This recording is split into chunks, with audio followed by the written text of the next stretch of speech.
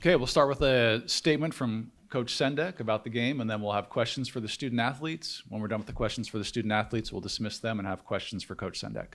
Coach. I'd just like to credit Pepperdine. Obviously, they've had 3 tremendous games here in Las Vegas already this week. They're playing at a really high level. What Mo Odom and Stefan Tavorovich are doing is simply incredible. It reminds me of certain conference tournament performances years past. I know I'm older than most of you, but I go back to what Randolph Childress did for Wake Forest in the ACC tournament years ago, or a little more recently, Kemba Walker for Connecticut in the Big East tournament, where they won 5 or 6 consecutive games to make the dance. And those 2 guys are playing at an elite level. Odom really is the engine that makes them go. Again, 13 assists tonight. He does it night in, night out. He was a 37% three-point shooter on the year, but now he's elevated that part of his game to another level. And he just makes everybody better. And obviously, Todorovic, with his great size at 2 guard, needing no time and space to get the shot off, now scoring at all 3 levels, is, really, really in a groove. So tremendous credit to Coach Schilling and his staff, and the way those guys have come together. They're playing loose. They're obviously having fun. I think Odom has given them tremendous vocal leadership as it's needed throughout these games, watching them.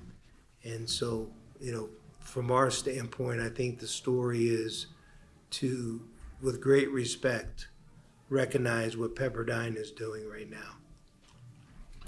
Okay, questions for the student athletes. Let's start here in the front. Brenton, the 3-ball was falling for you guys early, and you had, I think, a 13-point lead real early in the game. It was like 21-8 or something like that. Did people just cool off, or did they adjust to you guys, or what do you think happened? Because the percentage didn't stay as high as it was early.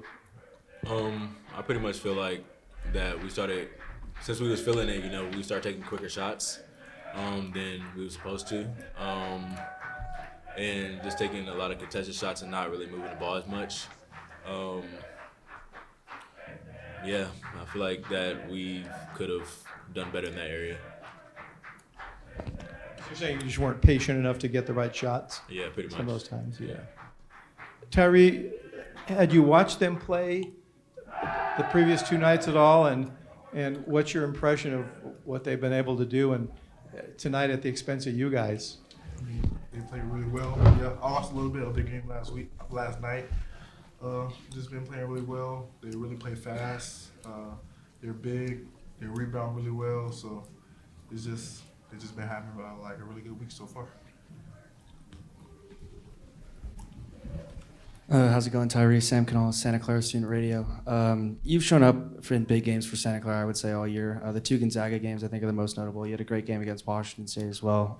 Another great game tonight as well, especially from 3. You had that long one late in the game that was really, really nice, but too little, too late, I guess. I guess maybe your thoughts on your season overall, and also your 3-point shooting that I feel like has improved throughout the year. I feel like we had a really good season so far. I feel like this was a really good team to win it all. Fortunately, we came up short. But all year, I feel like we gelled really well as a team, and then today it just didn't go our way. So that's all I have to say. Any other questions for the student athletes? BK, throughout these last couple of years, it's basically once you get an opportunity, you seem to seize it by the horns. When it comes to having a big-time chance at an opportunity next year as one of the lead guards, how do you envision your future as one of Santa Clara's lead guards?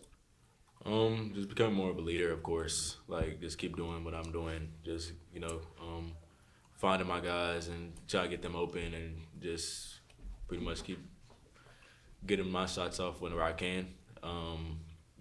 But yeah, with the group of guys that's coming in next year and everything, and hopefully most of the guys stay. I feel like, we're gonna be pretty good still. We have a great chance next year, of course. But yeah, I feel like, anytime I get my chance, like on the court, I'm gonna just try to make the right play every time. So. Any other questions for the student athletes? Okay, thanks, guys.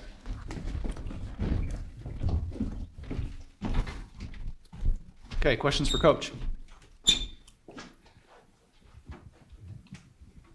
Herb, obviously you guys have been very successful shooting a lot of threes this year. Did you get too married to it tonight? And do you think that harmed you, or was it not how many you took, but the way you took them? Yeah, I don't have any particular number of threes that we set out to take. We certainly recognize the mathematical power of the three-point shot, both offensively and then defending it on the other end. So if there's a game where we take 45 threes, that's not necessarily relevant. That probably says that's what the defense is allowing us to do. The issue I have is if we're taking threes that we don't call advantage threes, okay? And I thought we had uncharacteristically too many of those this evening. So it's not the total number. That could be very misleading. And part of the number of threes that a team takes in a given game isn't a function of what they want to do, but what the defense is deciding to take away. You can't take away everything, so you make choices, right? And so, in football, if you put everybody on the line of scrimmage, it may be harder to run the ball. That doesn't mean you don't want to run the ball, but is that what you're going to do a preponderance of the time when that's how the line is stacked? So it's not an arbitrary number. What it is, though, is a function of playing the right way within our system and taking advantage twos, advantage threes. And I just thought, even from the beginning of the game, it wasn't as obvious early, but I knew we took at least 2 or 3 early that weren't Santa Clara threes. It didn't show up at that time. But then as the game went on and it became close and ultimately they took the lead, I thought in too many instances guys tried to break away from what we do and kind of say, hey, I got to be the hero right now and I got to make a play. And that typically doesn't work. I guess there's some guys, who can do that on a regular basis in our game. Usually they play in the NBA. There's a few in college.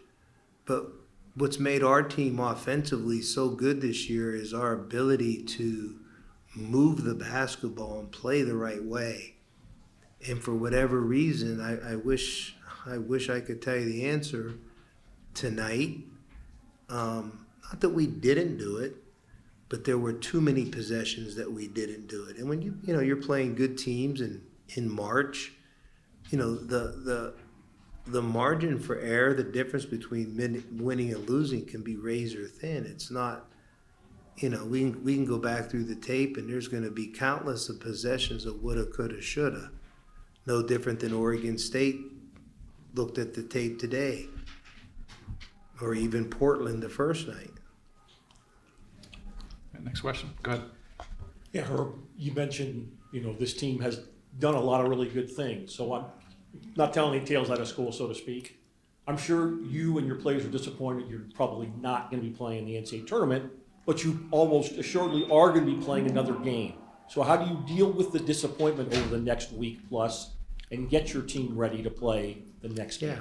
Yeah, I think we rely on our culture. Our culture allows us to tell each other the truth. And I already shared part of that with them, but simultaneously thank them for their efforts throughout the season. So I think it starts by just being honest with each other, you know, but I think at the same time, we do it in a very positive way. We try to teach rather than berate. We try to stay together. None of us like the outcome. You know, sleeping's going to be hard. We don't like the taste in our mouth. It hurts because we're competitors, right? We want to win. We invest a lot in this, you know, in this game. But the reality is you don't win them all. And so the key will be our response. And, you know, I think it's a characteristic of our program that we're pretty resilient. We're pretty even keeled. We usually don't get too high or too low. You know, we do have instances on our schedule where we'll lose a game, for example, at LMU on Thursday and turn around and somehow go to Gonzaga and win on Saturday. And that's the nature of basketball. So woe it to the person who spends too much time commiserating in self-pity about what just happened, because the next thing's coming quickly. And our team has done a pretty good job of, you know, honestly digesting what does happen. But then, you know, I really, you know, we want to have a culture of joy.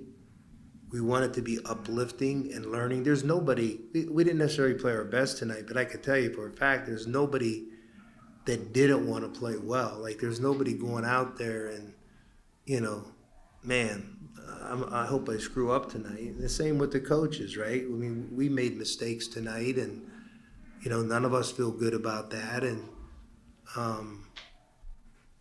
but we don't want to dwell on that. We want to learn from that. All right, right here. Did you?